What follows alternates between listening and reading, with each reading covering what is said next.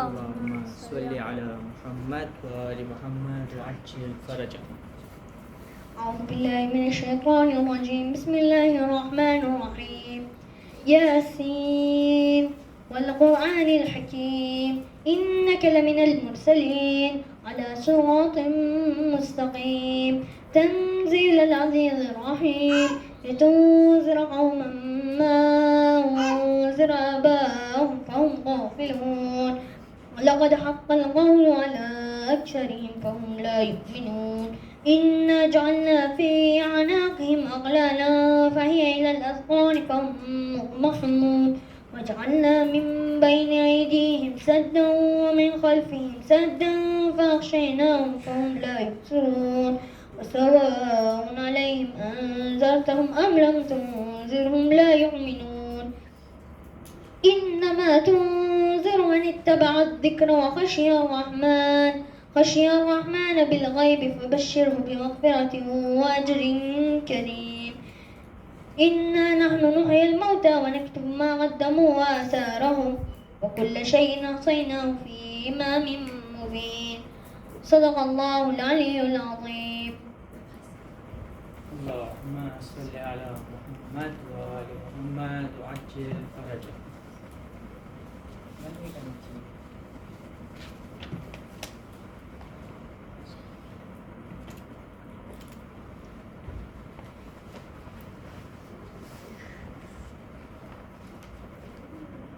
رحم اللہ من قرأ الفاتحہ.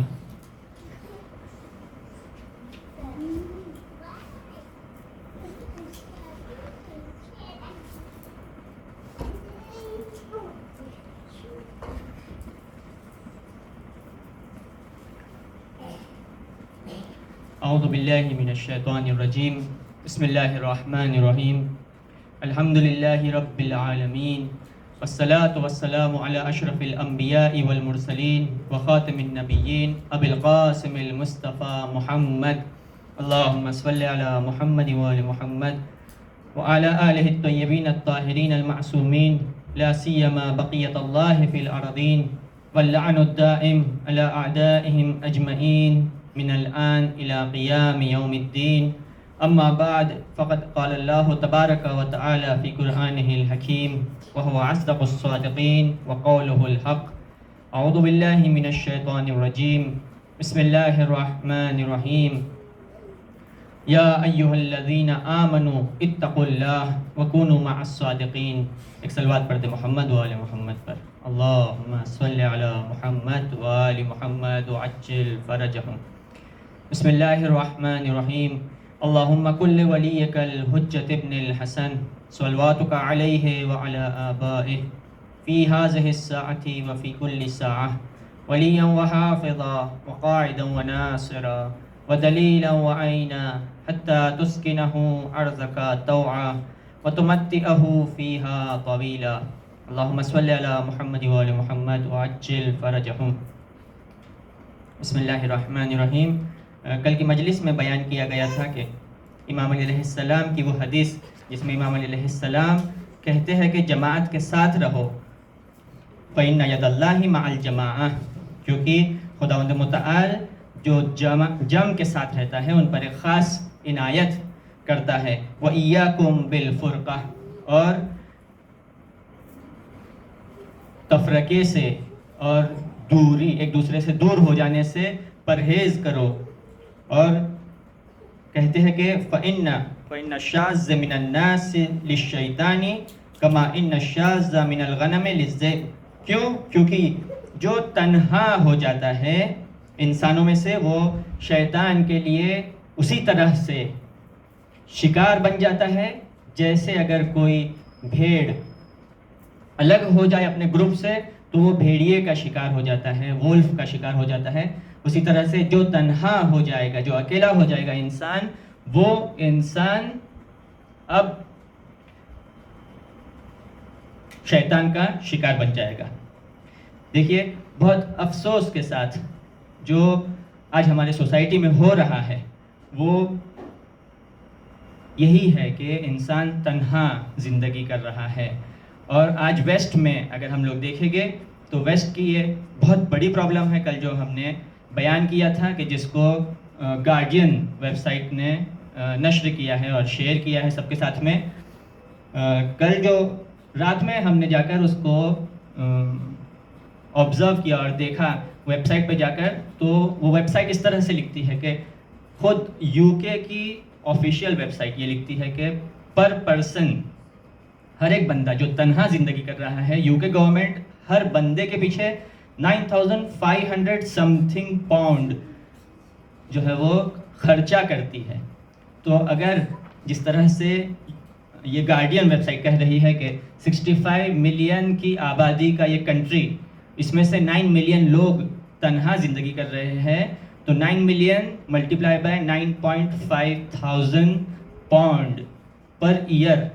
یو کے گورنمنٹ ان پر خرچہ کر رہی ہے. دیکھیے یعنی اس سے ایک وارننگ ہم سب کے لیے یہ ہے کہ کبھی بھی ذہن میں یہ نہ آئے کہ اگر ہم اکیلے ہو جائیں گے اور ہم تنہا رہیں گے, تنہا زندگی کریں گے, شادی نہیں کریں گے یا شادی ہو چکی ہے اور برابر سے ہم تحمل نہیں کر رہے ہیں, یعنی برابر سے زندگی نہیں کر پا رہے ہیں, ایک دوسرے کو تحمل اور سہن نہیں کر پا رہے ہیں, اگر اکیلے ہو جائیں گے تو ہم خوش رہیں گے. یہ کبھی بھی ذہن میں نہ آئے, کیونکہ جو تنہا ہو جاتا ہے اس کے لیے بہت مشکلیں ہیں. یہ دیکھیے یہ مٹیریلسٹک ورلڈ اسے کہہ رہی ہے. انگلینڈ کے پرائم منسٹر 1979 میں جب یہ آرگنائزیشن اسٹیبلش ہوتی ہے, یہ آرگنائزیشن کیوں اسٹیبلش ہوتی ہے, اتنی بڑی آرگنائزیشن جس کا ایئرلی بجٹ اتنا بڑا ہے, یہ دیکھتے ہیں کہ پرابلم میں سوسائٹی میں واقعاً پرابلم ہے اور اس پرابلم کو سالو کرنا ہے. اس پرابلم کو سالو کرنے کے لیے یہ آرگنائزیشن بنتی ہے, آرگنائزیشن فار لونلی پیپل. اور پھر اس ٹائم 1979 میں جو پرائم منسٹر ہوتی ہے انگلینڈ کی, مارگریٹا تھیچر,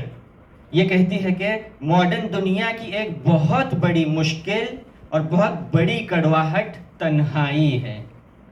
دیکھیے ماڈرن زندگی اور ماڈرن دنیا کی ایک بہت بڑی کڑواہٹ تنہائی ہے. اور دشمن الگ الگ طرح سے لوگوں کو چاہتا ہے کہ وہ شیطان کا شکار بنے. وہ لوگ جو برے حاکم ہوتے ہیں وہ چاہتے ہیں کہ انسان ہمیشہ گرفتار رہے اور وہ اپنی ہی پرابلمز میں پھنسا رہے, تاکہ یہ لوگ جو حاکم ہیں یہ لوگ آرام سے حکومت کر سکے اور وہ جو نیچے طبقہ ہوتا ہے, لو لیول کے جو پبلک ہوتی ہے, وہ ان کے ہی پرابلمز میں پھنسے رہے. دیکھیے یعنی جو پلان ہوتا ہے, جو برے لوگ ہوتے ہیں اور جو مستکبران ہوتے ہیں اور ظالمین اور ستمگر ہوتے ہیں, ان کا پلان یہی ہوتا ہے کہ جو مظلوم ہے وہ خود آپس میں الجھے رہے یا ان کے پرابلمز ہی اتنے زیادہ رہے کہ وہ کبھی توجہ نہ کر پائے کہ بادشاہ اور حاکم اور حکمران کیا کر رہا ہے, کیوں اتنے سنگین طرح سے پلاننگز ہو رہی ہے, کیوں یہ لوگ چاہتے ہیں کہ وہ لوگ جو نچلے درجے کے ہیں اور بہت ہی لو لیول کی اپنی زندگی کر رہے ہیں, یہ لوگ کیوں ہمیشہ آپس میں ہی الجھے رہے, تاکہ یہ لوگ جو حکمران ہیں وہ آسانی سے حکومت کو کر سکے.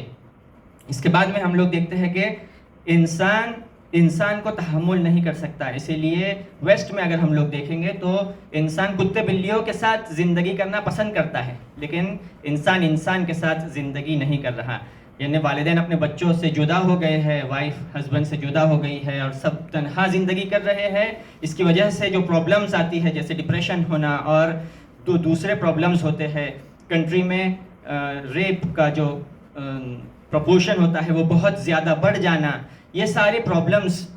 اور پھر ان پرابلمز کو سالو کرنے کے لیے گورنمنٹ کو الگ سے بجٹ رکھنا پڑتا ہے.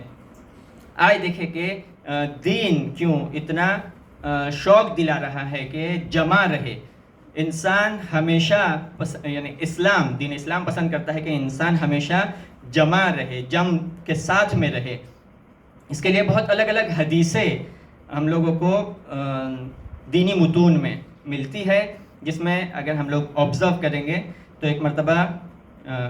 اس طرح سے ملتا ہے کہ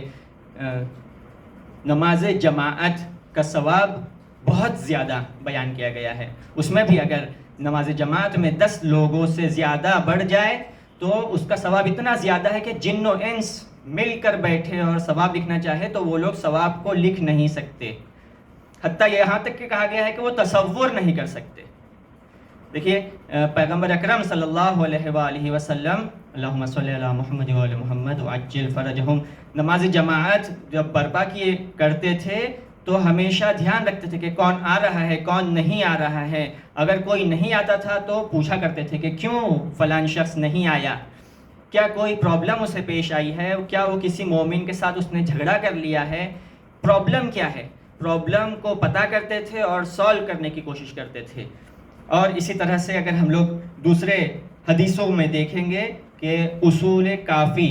باب دعا میں اگر ہم لوگ دیکھتے ہیں تو خداوند متعال فرماتا ہے کہ اگر لوگ مل کر دعا کرے اور اگر 40 لوگ ہو جائے تو خدا اس جم کو، وہ جو جمع ہوئے ہیں لوگ، ان لوگوں پر ایک خاص عنایت کرتا ہے، اپنی خاص رحمتوں کو بھیجتا ہے۔ امام صادق علیہ السلام فرماتے ہیں کہ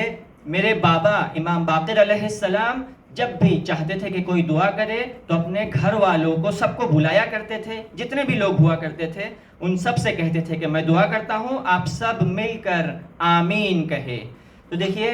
جم میں خداوند متعال نے رحمت کو رکھا ہے، اور خداوند متعال کو پسند ہے کہ مومنین آپس میں جمع رہے اور مومنوں کے دلوں میں کینہ نہ رہے، مومنوں کے دل ایک دوسرے کے لیے صاف رہے۔ اسی لیے بھی ہم لوگ دیکھتے ہیں کہ جب ہم حدیث قصہ پڑھتے ہیں، حدیث قصہ ایک بہت عظیم دعا ہے، واقعی یعنی برکتوں کے لیے اس دعا کو پڑھنا چاہیے۔ ایک ہمارے استاد ہیں، وہ کہتے ہیں، اور خود یہاں پر بھی آیت اللہ امیر باقری کہتے ہیں کہ حدیث قصہ اسم اعظم ہے، اور جو بھی حدیث قصہ پڑھ کر دعا اپنی طلب کرے گا خداوند متعال کبھی بھی اس دعا کو رد نہیں کرے گا، اور واقعاً اس کی دعا مستجاب ہے۔ جس طرح سے ہم حدیث قصہ میں پڑھتے ہیں کہ ماذا خبرنا ھذا فی محفل من محافل اہل الارض وفیہ جمع من شیعتنا ومحبینا الا ونزلت علیہم الرحمہ وحفت بہم الملائکہ واستغفرت لہم الی ان یتفرقوا، کہ جس طرح سے یہ جملہ ہے کہ جس میں کہا گیا ہے کہ ھذا فی محفل من محافل وفیہ جمع من شیعتنا، دیکھیے جمع من شیعتنا، کچھ لوگ آئے جمع ہو، اور جمع ہو کر جب حدیث قصہ پڑھیں گے تو یہ جب تک جم رہیں گے تب تک کہ خدا کی رحمتیں اور برکتیں نازل ہوتی رہے گی اور فرشتے ان کے لیے استغفار کرتے رہیں گے۔ تو یہاں پر بھی جو جم کے لیے کہا گیا ہے وہ بہت امپورٹنٹ ہے، اور ہمیں اس پر یعنی زیادہ دھیان دینا ہے کہ جمع ہونے کو خداوند متعال پسند کرتا ہے، اور جب لوگ جمع ہوتے ہیں تو ایک خاص عنایت خداوند متعال کی طرف سے اپنے بندوں پر نازل ہوتی ہے۔ دیکھیے کچھ اسم اعظم بیان کریں گے یہاں پر کہ نارملی اساتید اور جو اخلاق کے یہاں پر استاد ہوا کرتے ہیں وہ لوگ اسے بیان کرتے ہیں، کہتے ہیں کہ جب بھی کوئی مشکل پیش آئے تو آپ سورہ دہر، سورہ انسان پڑھے اور اس کے بعد پھر خداوند متعال سے اپنی دعا کو طلب کرے۔ کیونکہ سورہ دہر میں بی بی فاطمہ زہرا سلام اللہ علیہا کا ذکر ہے، اور اللہ کے نزدیک بی بی فاطمہ زہرا سلام اللہ علیہا بہت عزیز ہے اور ان کی عظمت بہت ہی زیادہ ہے۔ اسی لیے جب بھی بی بی فاطمہ زہرا سلام اللہ علیہا کا نام لے کر دعا مانگی جائے گی تو خداوند متعال کبھی بھی دعا کو رد نہیں کرتا۔ اسی طرح سے ایک استاد تھے، وہ کہا کرتے تھے کہ جب بھی کوئی مشکل آپ کو پیش آئے تو صلوات بی بی فاطمہ زہرا سلام اللہ علیہا آپ پڑھا کرے، جسے اس طرح سے آپ سرچ کر سکتے ہیں انٹرنیٹ پہ کہ اللہم صلی علی فاطمہ و ابیہا و بعلہا و بنیہا و سر المستودع فیہا بعدد ما احاط بہ علمک۔ دیکھیے یعنی اے پروردگار میں تجھ سے چاہتا ہوں کہ تو رحمت اور صلوات اور درود بھیج کس پر؟ بی بی فاطمہ زہرا سلام اللہ علیہا پر اور ان کے بابا پر اور ان کے شوہر پر اور ان کے بچوں پر، اور وہ جو چھپے ہوئے راز ہے، وہ چھپے ہوئے راز 9 فرزند یعنی 9 بیٹے ہیں امام حسین علیہ السلام کی نسل میں سے، یعنی امام زمانہ جل تعالیٰ فرجہ شریف تک سارے بیٹے جو معصومین علیہ السلام ہیں، ان سب پر رحمت بھیج کہ ان کے ذریعے سے اب دعا مانگی جائے گی تو خداوند متعال کبھی بھی اس دعا کو رد نہیں کرے گا۔ اسے ہمیں دھیان رکھنا ہے اور اسے ہمیں حفظ کر لینا ہے کہ جب بھی کوئی مشکل پیش آئے تو ہم ان دعاؤں کے ذریعے سے خداوند متعال سے اپنی دعاؤں کو طلب کریں انشاءاللہ۔ ایسا ہوتا ہے کہ جب بھی کوئی اس دنیا سے گزر جاتا ہے تو خداوند متعال نے کہا ہے کہ تم سب جمع ہو اور اس کی تشییع جنازہ میں جائے، حتیٰ یہاں تک کہ لکھا ہوا ہے کہ 40 لوگ اگر جمع ہو جائے اور مل کر پھر جو نماز جنازہ پڑھی جاتی ہے، جس میں ہم لوگ اس طرح سے پڑھتے ہیں کہ اللہم الا لا نعلم منہ الا خیرا، اے پروردگار اس شخص کے بارے میں ہم لوگ خوبی اور اچھائی کے سوا کوئی اور دوسری چیز نہیں جانتے، تو اللہ بھی مسکراتا ہے اور کہتا ہے کہ تم لوگ نہیں جانتے ہو لیکن میں تو جانتا ہوں کہ اس نے کیا کیا برائیاں کیے ہیں، کیا کیا اس نے کس کو دھوکہ دیا ہے، کس کو چیٹ کیا ہے، مجھے تو پتہ ہے۔ لیکن خداوند متعال کہتا ہے کہ کیونکہ تم 40 لوگوں نے مل کر گواہی دی ہے تو اب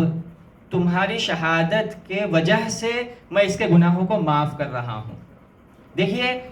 ایک جم یعنی مومنین جمع ہوتے ہیں، اور ایک مومن کے لیے جب دعا کرتے ہیں تو اللہ اس سے اپنے عذاب کو بھی اٹھا لیتا ہے۔ دیکھیے جمع ہونے کے بہت برکات ہے اور اس کی بہت ہی زیادہ اہمیت ہے دین میں۔ اسی طرح سے ایک روایت ہے پیغمبر اکرم صلی اللہ علیہ وآلہ وسلم سے کہ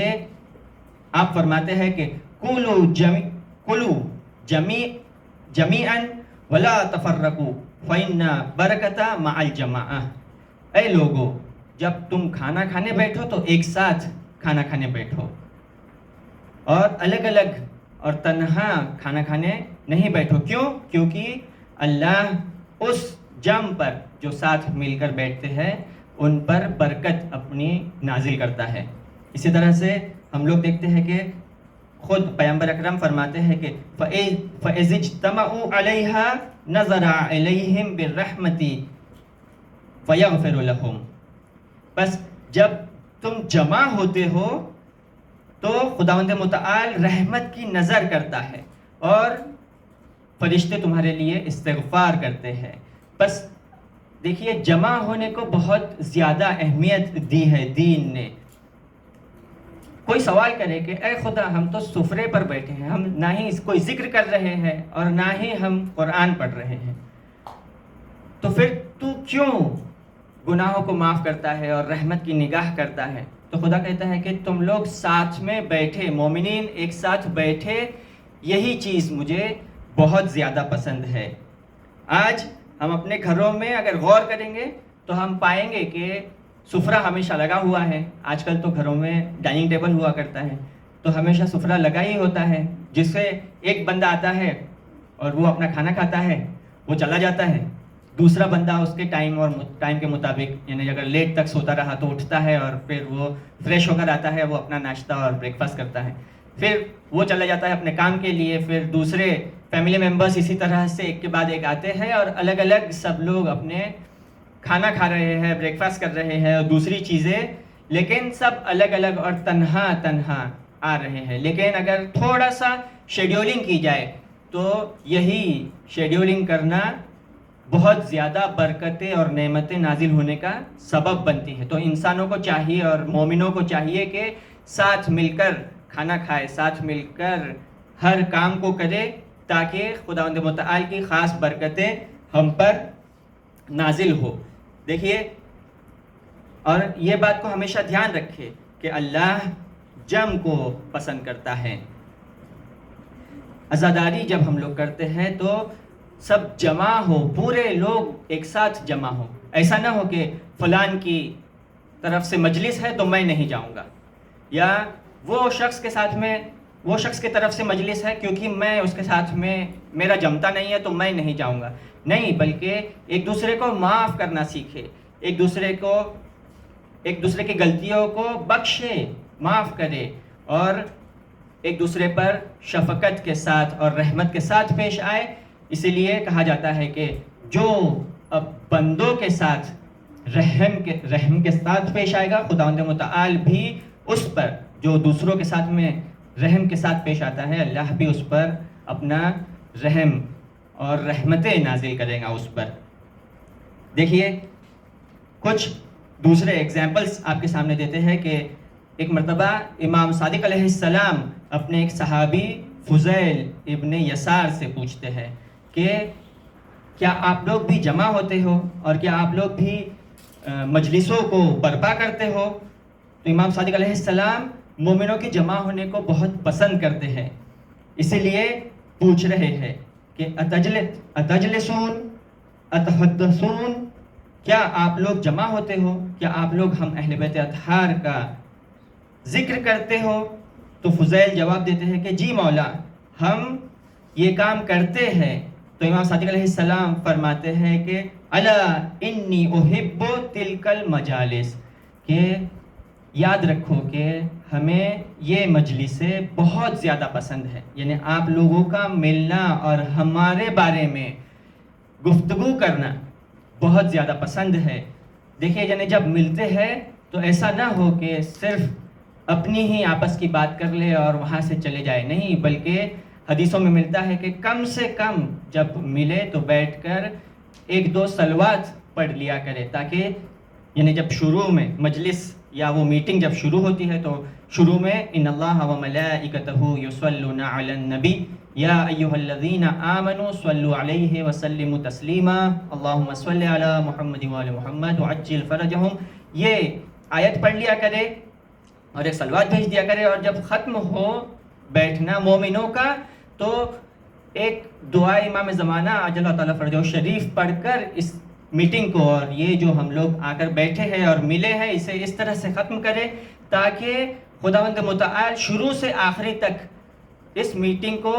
رحمت اور برکتوں میں اور ثواب ہمیشہ لکھا جاتا رہے مومنوں کو. اور کیونکہ مومن بہت ہی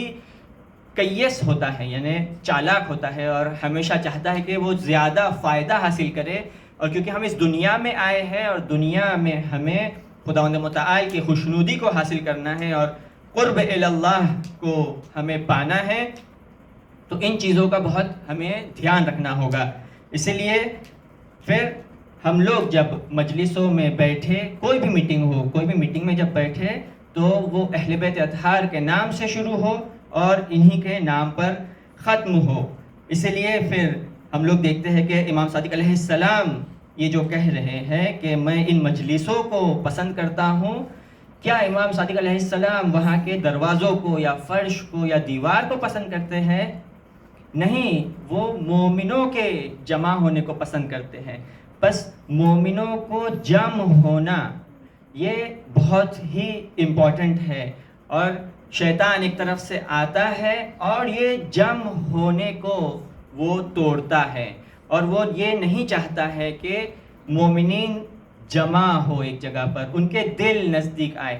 ایک حدیث میں اس طرح سے ہم نے پڑھا تھا کہ مومنوں کے دل بہت بار دور ہوتے ہیں، لیکن جب ان کے باڈیز نزدیک آتی ہے، ان باڈیز کے نزدیک آنے کی وجہ سے ان کے دل بھی نزدیک آ جایا کرتے ہیں. اسی لیے جب ہم لوگ مجلسوں میں جائیں تو وہ شخص جس کے ساتھ میں ہمارا سمجھو کوئی جھگڑا ہو گیا ہے یا کوئی بات ایسی جو بری لگ گئی ہے، اگر ایسا شخص کہیں مجلس میں بیٹھا ہوا ہے تو ہم بھی جائیں اس کے پاس جا کر بیٹھے، اور نہیں کچھ تو ایک سلام کرے اس سے، اور پھر ایک مسکرا دے اس کے طرف دیکھ کر، اور پھر خداوند متعال اسی سلام کرنے کی وجہ سے، اس مسکرانے کی وجہ سے ان دو مومنوں کے دلوں میں جو خراش ہے اس کو دور کر دیتا ہے، اور یہ دونوں کے دلوں میں محبت کو ڈالتا ہے. اب یہ دونوں کے اندر جو بانڈنگ ہے اور وجود جو رابطہ وجود میں آتا ہے، اسے خداوند متعال بہت زیادہ پسند کرتا ہے. تو دیکھیے اوورال جو کنکلوژن ہم لوگ نکالیں گے وہ یہی ہے کہ مومنوں کو مومنوں سے محبت کرنی ہوتی ہے. مومن کا بھائی ہے. جس طرح سے قرآن مجید اسے اس طرح سے فرماتا ہے کہ انما المؤمنون اخوہ، کہ مومنوں کے بھائی ہوا کرتے ہیں. دیکھیے اگر حدیثوں میں اس طرح سے ملتا ہے کہ ایک مومن ہے اور مومن ایسے ہی بیٹھا ہوا ہے، سڈنلی فیل کرتا ہے کہ اس کا دل دکھنے لگا یا وہ غمگین ہو گیا. ابھی تو خوشحال تھے، ابھی کیوں اتنا غمگین ہو گئے؟ تو امام صادق علیہ السلام فرماتے ہیں کہ کیونکہ دوسری ایک جگہ پر یا حتیٰ دوسری کنٹری میں کئی کلومیٹر دور کسی مومن پر ایک مشکل اور بلا نازل ہوئی، جس کی وجہ سے دوسرا مومن جو اس سے کوسوں دور ہے اس کا دل محزون ہوتا ہے، اس کا دل دکھتا ہے. اس کے ایک ایگزامپل دیں گے کہ اگر ہم لوگ دیکھتے ہیں کہ یمن میں جو پرابلمز چل رہے ہیں یا فلسطین میں جو پرابلمز چل رہے ہیں، جس کی وجہ سے جب ان پر اٹیک کرتا ہے سعودی گورنمنٹ اپنے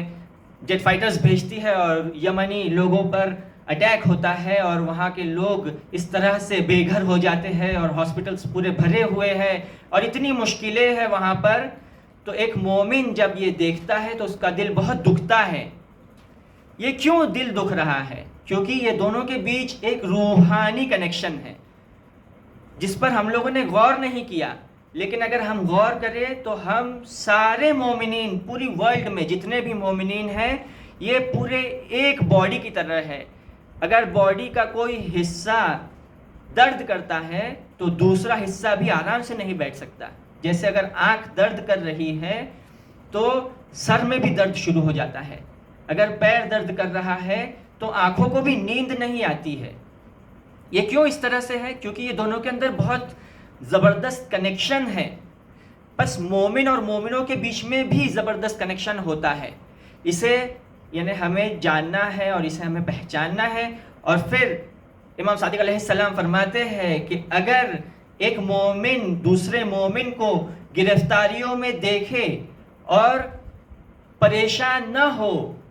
تو وہ اپنے ایمان کو چیک کرے کہ کہیں وہ ولایت اہل بیت سے باہر تو نہیں چلا گیا ہے.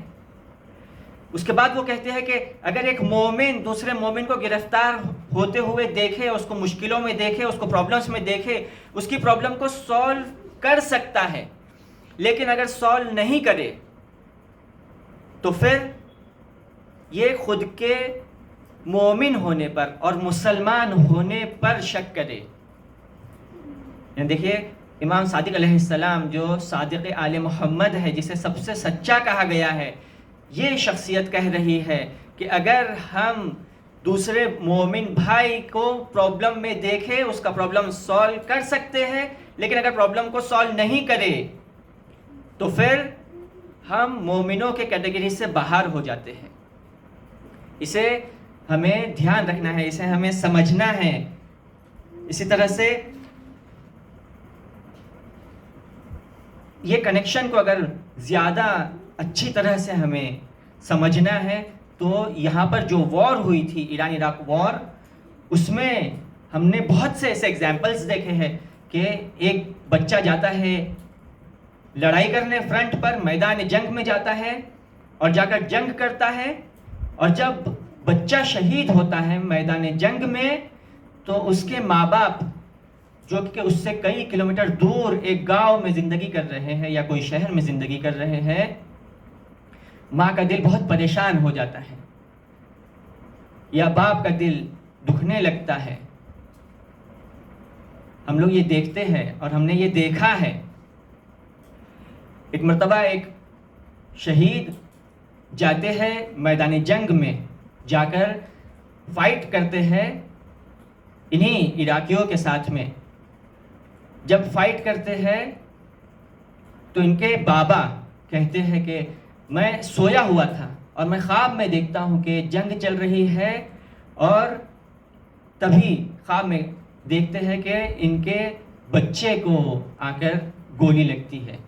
یہ خواب سے بیدار ہو جاتے ہیں اور ان کا دل بہت ہی زیادہ دکھنے لگتا ہے اور شدید جلن سی محسوس ہوتی ہے ان کے دل میں. یہ اپنے بیوی کو بلاتے ہیں اور کہتے ہیں کہ مجھے بہت ہی زیادہ شدید پیاس لگی ہے، مجھے لاؤ پانی پلاؤ. پانی پیتے ہیں لیکن پیاس بجھتی نہیں اور بہت ہی گرمی ٹائپ سے محسوس ہونے لگتی ہے. کولر شروع کیا جاتا ہے اور دوسرے سارے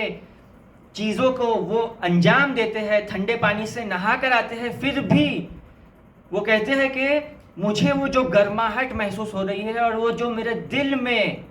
چبھن محسوس ہو رہی ہے اس سے مجھے راحت نہیں مل رہی ہے. بہت پریشان ہوتے ہیں، بہت ہی زیادہ تڑپ رہے ہیں. جب صبح ہوتی ہے تو فوراً فون کرتے ہیں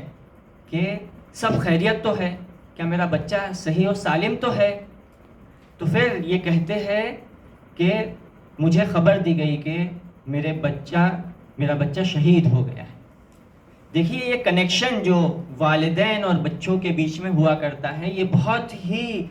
گہرا کنیکشن ہے. اور امام صادق علیہ السلام فرماتے ہیں کہ مومن اور مومنوں کے بیچ میں بھی یہی کنیکشن ہونا چاہیے کہ ایک مومن جب مشکل میں اور گرفتاری میں ہو تو دوسرا مومن اسی طرح تڑپے جیسے ایک والدین اپنے بچے کو جب مشکلوں میں یا گرفتاری میں دیکھتے ہیں تو وہ کس طرح سے تڑپتے ہیں، بس اسی طرح سے مومن دوسرے مومن کو جب پریشانی اور پرابلم میں دیکھے تو وہ بھی اسی طرح سے تڑپے. ایک مرتبہ ہم لوگ دیکھتے ہیں کہ ایک مومن آتا ہے اور ہم جب اس سے ملتے ہیں تو ہمیں ایک بہت ہی خوشی کا احساس ہوتا ہے. تو یہ اتنا خوشی کا احساس کیوں ہو رہا ہے؟ تو معصومین علیہ السلام کہتے ہیں کہ کیونکہ تم نے ایک مومن کو مومن سمجھ کر اس سے ملے. اور جب مومن کو مومن سمجھ کر یعنی آگے والے مومن کے اندر تم نے ولایت اہل بیت کا جلوہ دیکھا، مومن کے اندر ہم نے ولایت خداوند متعال کی ایک جھلک کو دیکھی اور اس جھلک کا احترام کیا. اس مومن کا جو احترام کیا ہے، اس احترام کرنے کی وجہ سے خداوند متعال اس خوشی کو دوسرے مومن کے دلوں میں ڈالتا ہے. دیکھیے اسی لیے بھی پھر روایتوں میں ملتا ہے کہ اگر تم مسافرت کرو تو اکیلے مسافرت نہ کرو، اکیلے مسافرت کرنا بھی مکروہ ہے، جمع ہو کر مسافرت کرو. اگر تمہیں سونا ہے تو اکیلے نہ سو، گھر میں یا روم میں اکیلے نہ سو، کیونکہ اگر اکیلے روم میں سو گے تو ہو سکتا ہے کہ تم شیطان کا شکار ہو جاؤ گے. شیطان تمہیں کسی نہ کسی گناہ پر مجبور کر دے گا، کوئی نہ کوئی گناہ کر بیٹھو گے. اسی لیے اکیلے نہ رہو اور ہمیشہ کوئی نہ کوئی ساتھی تمہارا رہے تمہارے ساتھ، تاکہ وہ تمہاری حفاظت کرے اور تم اس کی حفاظت کرو. یہاں پر ایک بہت ہی امپورٹنٹ پوائنٹ ہے جو ہم عرض کرنا چاہ رہے ہیں، وہ یہ ہے کہ اگر مومنین ایک دوسرے کے ساتھ کنیکشن کو اور بانڈنگ کو اور اس رابطے کو حفظ کریں گے تو ان کا دین بھی محفوظ رہے گا. یہ الگ الگ حدیثوں سے اور قرآن مجید سے ثابت ہے. بس مومنوں کی ایک بڑی ریسپانسبلٹی یہ رہتی ہے کہ ہمیشہ مومن کے لیے ہو کے اس کے دل میں کوئی کینہ نہ رہے. اسی لیے بھی حدیث میں ملتا ہے کہ امام حسین علیہ السلام فرماتے ہیں کہ جو دو مومنوں کے بیچ میں جب بھی فائٹ ہو یا کوئی بات ہو جاتی ہے جس سے دونوں کے دلوں میں خراش آ جائے، جو بھی مومن سب سے پہلے پہل کرتا ہے اور جاتا ہے بات کرتا ہے یا جاتا ہے اور اس رنجش کو اور اس درار کو اور وہ جو چیز خراب ہو گئی ہے اسے ٹھیک کرتا ہے، وہ مومن جنت میں پہلے جائیں گا. دیکھیے کتنی زیادہ امپورٹنس دی گئی ہے، اور خاص کر ہم لوگ اگر اسی بات کو ہم لوگ اپنے فیملی میں لا کر امپلیمنٹ کریں کہ ہسبینڈ وائف میں بہت بار باتیں ہو جاتی ہے یا پھر کوئی ایسی بات ہو جاتی ہے جس سے ہسبینڈ وائف سے ناراض ہو جاتا ہے یا وائف ہسبینڈ سے ناراض ہو جاتی ہے. تو اب یہ دونوں کے بیچ میں جو یہ ناراضگی ہو گئی ہے، ان دونوں میں سے جو بھی سب سے پہلے پہل کرے گا اور اس ناراضگی کو دور کرے گا، خداوند متعال اس کو پہلے جنت میں داخل کرے گا. اور پھر یہ دوسرا جو شخص ہے یعنی اس کا ہمسر جو ہے، یعنی اگر ہسبینڈ پہلے جنت میں چلا جائے تو اس کی وائف یا وائف پہلے جنت میں چلے جائے گی، تو اس کا ہسبینڈ اس کے دامن کو تھامے گا اور اس سے کہے گا کہ میری شفاعت کرو تم، اور مجھے بھی تم اپنے ساتھ جنت میں لے کر جاؤ۔ دیکھیے یہی دنیا ہے جہاں پر انسان اپنے رتبوں کو بڑھاتا ہے، اپنے لیولز کو بڑھاتا ہے۔ یہی دنیا ہے جہاں پر انسان امتحان دے رہا ہے، ہر لمحہ انسان کا امتحان ہے۔ اسی دنیا میں انسان کمال تک پہنچتا ہے، اسی دنیا میں انسان اپنے آپ کو اہل بیت اطہار سے نزدیک کرتا ہے۔ ایک حدیث ہے جسے پیغمبر اکرم صلی اللہ علیہ وآلہ وسلم فرماتے ہیں، اللہم صلی علی محمد وآل محمد وعجل فرجہم، کہتے ہیں کہ سب اپنے گھر والوں کے ساتھ بہتر طرح سے پیش آئے، اور تم جتنے بھی ہو اس میں سب سے زیادہ بہتر طریقے سے میں اپنے گھر والوں سے پیش آتا ہوں۔ اسی لیے رسول خدا صلی اللہ علیہ وآلہ وسلم بہترین مخلوق ہے خداوند متعال کی، اور ہم سے کہا گیا ہے کہ اپنا اگر کسی کو آئیڈیل بنانا ہے تو پھر تمہیں رسول خدا کو تمہارا آئیڈیل بنانا ہے۔ لکم فی رسول اللہ اسوۃ حسنہ، دیکھیے رسول خدا میں ہمارے لیے بہترین ماڈل ہے۔ رسول خدا اپنے گھر والوں کے ساتھ کتنے بہتر طریقے سے پیش آ رہے ہیں۔ دیکھیے کس طرح کی وائف ہے رسول خدا کی، کون ہے وائف؟ عائشہ حبشہ، اس طرح کے وائف ہے، لیکن پھر بھی رسول خدا صلی اللہ علیہ وآلہ وسلم ان سے بہترین طریقے سے پیش آ رہے ہیں۔ اور ہمارے جو وائف ہوتے ہیں خدا کا شکر کرنا چاہیے کہ وہ مومنین میں سے ہے، وہ ہمارے ساتھ جا رہے ہیں، عزاداری کر رہے ہیں، امام حسین علیہ السلام کے لیے اشک بہا رہے ہیں۔ ہم لوگ دیکھ رہے ہیں کہ ان کے اندر بھی اہل بیت اطہار کی ولایت کا نور ہے، اور پھر ہم کس طرح سے ان سے ناراض ہو جاتے ہیں، ان سے کئی دنوں تک باتیں نہیں کرتے، یہ دل میں کینہ رکھے ہوئے ہوتے ہیں، اور پھر دیکھتے ہیں کہ وہ کون سا پوائنٹ ملتا ہے، وہ کون سا ٹائم آتا ہے جہاں پر اپنا دل کے کینے کو ہم نکالے اور پھر انہیں یاد دلائے کہ دیکھیں اس دن تم نے اس طرح سے کہا تھا، اتنے سال پہلے تم نے اس طرح سے کہا تھا۔ اس طرح سے دل میں نہ رکھے۔ مومنوں کی جب کوالٹیز کو بیان کرتا ہے قرآن مجید تو دیکھیے اس طرح سے کہتا ہے کہ اللہ نے بہت بڑی جنت کو بنایا ہے جس کی وسعت زمین اور آسمان سے بڑھ کر ہے، اعدت للمتقین، اس جنت کو متقیوں کے لیے بنایا ہے۔ اور پھر آگے جا کر مومنوں کے کوالٹیز کو بیان کرتا ہے کہ یہ مومنین کون ہے، الذین یؤمنون الذین ينفقون فی السراء والضراء، یہ وہ لوگ ہوتے ہیں، متقین وہ لوگ ہوتے ہیں جو انفاق کرتے ہیں سختیوں میں بھی، یعنی جب ان کا ہاتھ تنگ ہوتا ہے اور وہ مشکلوں میں رہتے ہیں، فائنینشیل پرابلم چل رہی ہے، پھر بھی یہ انفاق کرتے ہیں، اور سرا یعنی کہ جب ان کے پاس پیسے ہوتے ہیں تب بھی یہ انفاق کرتے ہیں،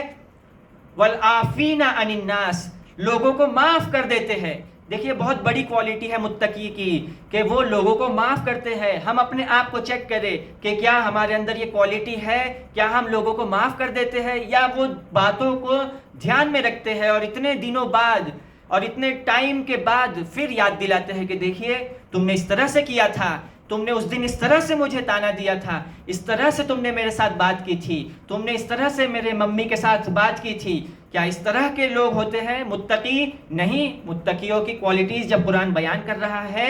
کہتا ہے کہ والعافین عن الناس، لوگوں کو معاف کر دیتے ہیں، دلوں کو پاک رکھتے ہیں، کینہ ان کے دلوں میں نہیں رہتا، ساتھ میں مل کر کام کرتے ہیں۔ اسی لیے کہا گیا ہے کہ آرگنائزڈ کام کرے، سب مل کر کام کرے۔ اللہ نے اسی آرگنائزڈ ورک میں رحمت اور برکت کو رکھا ہے۔ اور دیکھیے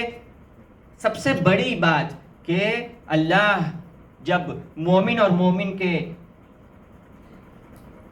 پرابلمز کو، یعنی مومن جب مومن کے پرابلمز کو دیکھتا ہے اور اس کی مدد کرتا ہے تو اللہ اس مومن کو بہت زیادہ نعمتیں عطا کرتا ہے، اس دنیا میں بھی اور آخرت میں بھی۔ اور اس کا بہت بڑا ایگزامپل ہمارے پاس عاشوراء اور کربلا ہے، جہاں پہ ہم لوگ دیکھتے ہیں کہ جب 9 محرم آتی ہے اور امام حسین علیہ السلام حضرت عباس علمدار علیہ السلام کو بھیجتے ہیں اور کہتے ہیں کہ جاؤ عمر سعد کے پاس اور جا کر اس سے کہو کہ ہمیں ایک رات کی مہلت چاہیے،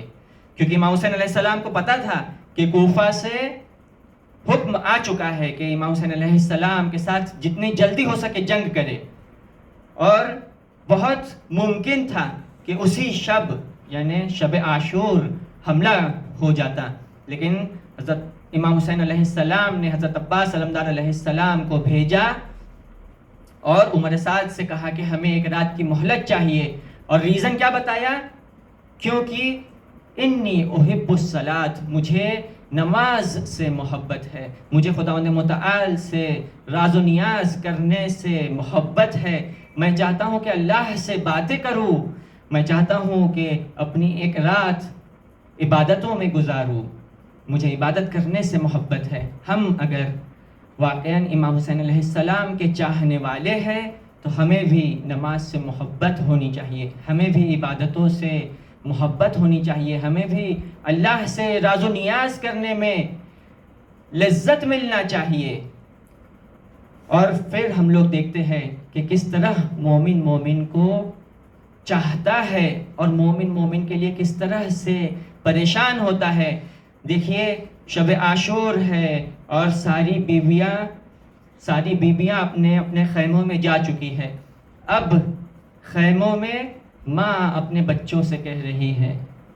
بچوں یعنی بی بی زینب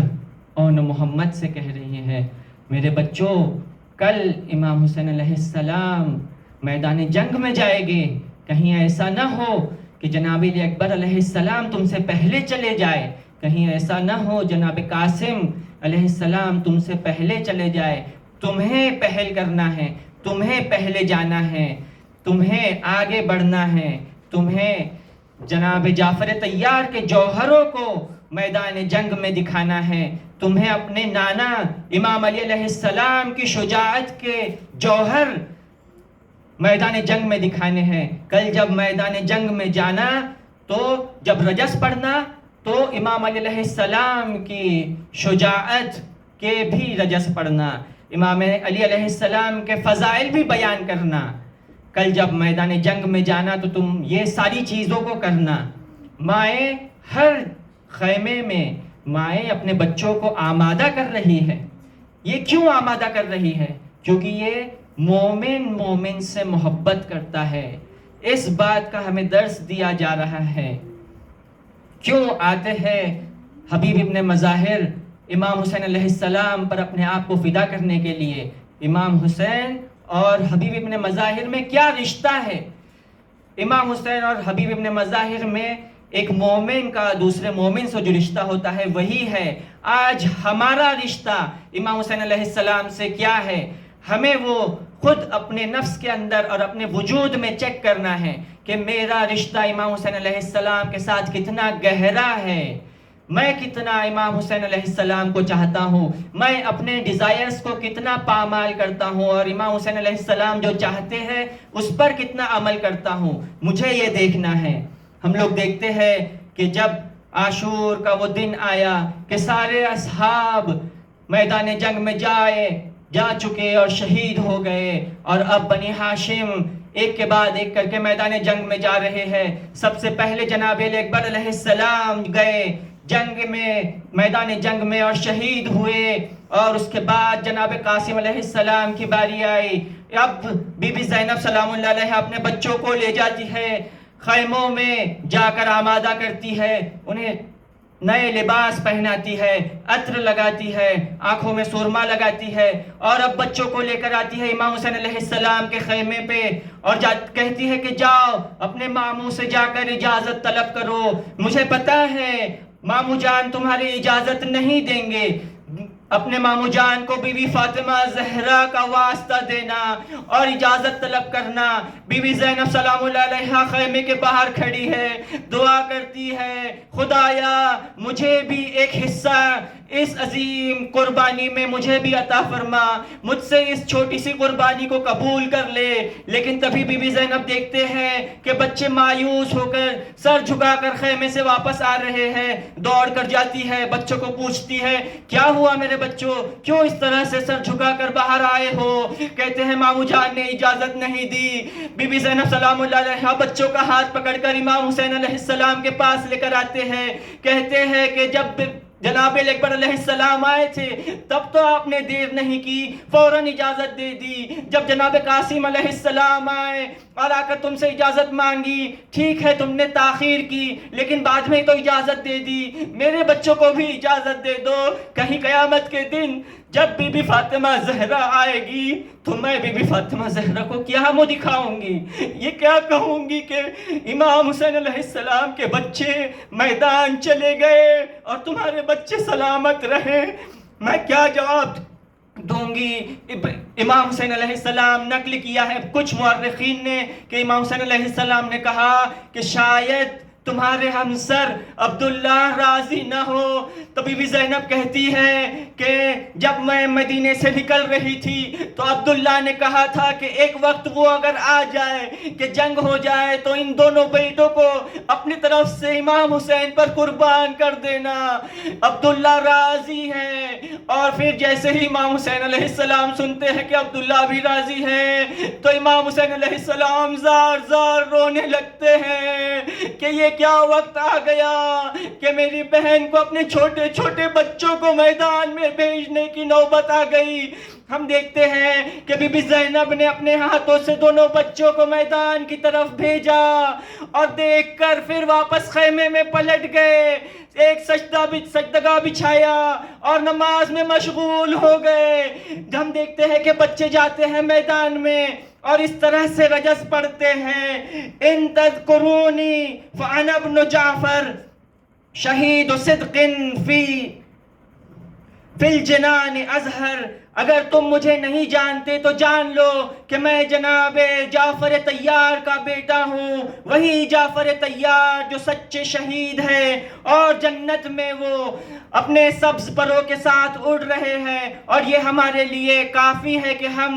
ہمارا شرف رہے میدان قیامت میں ہم اسی کے ساتھ جنت میں جائیں گے۔ اے یزیدیو یاد رکھو، اگر جنت میں جانا ہے تو تمہیں ہمارے ساتھ آنا ہوگا، اگر یزید کے ساتھ رہو گے جہنم تمہیں ملے گی، امام حسین کے ساتھ آ جاؤ کہ تمہیں جنت نصیب ہوگی، آ جاؤ امام حسین علیہ السلام کا دروازہ کھلا ہوا ہے، آ جاؤ امام حسین علیہ السلام کا دروازہ کھلا ہے۔ جب یہ چھوٹے چھوٹے بچے میدان کی طرف بڑھتے ہیں تو جب عمر سعد دیکھتا ہے کہ اتنے چھوٹے بچے میدان میں آئے ہیں تو کہتا ہے کہ بی بی زینب کتنا امام حسین علیہ السلام کو چاہتی ہے، ایک بہن اپنے بھائی کو کتنا چاہتی ہے کہ اپنے چھوٹے چھوٹے بچوں کو میدان بھیج دیا۔ بی بی زینب بعد میں کہتی ہے کہ اے عمر سعد، یہ نہ سوچنا کہ یہ بھائی اور بہن کی محبت ہے، بلکہ ایک ولی سے اور ایک ولی اللہ سے، ایک ولایت کے چاہنے والے کی محبت ہے۔ کیا ہم بھی اپنے امام کو اس طرح سے چاہتے ہیں؟ کیا ہم بھی اپنے بچوں کو اور اپنے آپ کو امام پر قربان کرنے کے لیے آمادہ ہیں؟ یہ ہم اپنے آپ سے سوال پوچھیں اور روئے اور امام حسین علیہ السلام کے غم میں امام حسین سے چاہیں کہ ہمارے بچوں میں بھی اور ہمارے اندر بھی وہ محبت کو عطا کرے کہ ہم اپنے آپ کو امام پر قربان کر سکیں۔ ہم نے دیکھا ہے دونوں بچے جنگ کر رہے ہیں، کچھ دشمنوں کو ہلاک کیا، لیکن ہاں کب تک لڑتے یہ بچے؟ کتنے چھوٹے بچے تھے جب لڑ رہے ہیں تو میدان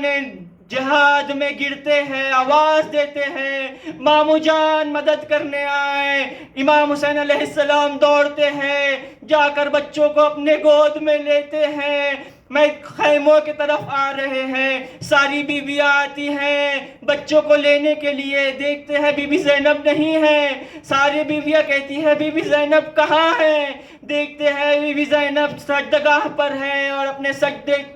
سر کو سجدے میں جھکایا اور اللہ سے کہا اے پروردگار مجھ کنیز سے ایک چھوٹی سی قربانی کو قبول کر لے، میں نہیں چاہتی کہ امام حسین علیہ السلام کے سامنے جاؤں اور امام حسین علیہ السلام مجھے دیکھ کر شرمندہ ہو، میں یہیں رہوں گی خیمے میں اپنے بچوں کو ملنے نہیں جاؤں گی۔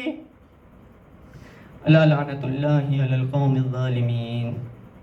وسيعلم الذين ظلموا أي منقلب ينقلبون اللهم إني أسألك وندعوك باسمك العظيم الأعظم سب مل کر کہیں 10 مرتبہ یا اللہ یا اللہ یا اللہ یا اللہ یا اللہ یا اللہ یا اللہ یا اللہ یا اللہ یا اللہ۔ اے پروردگار واسطہ اہل بیت اطہار کا، ہم نے جو کچھ بھی سنا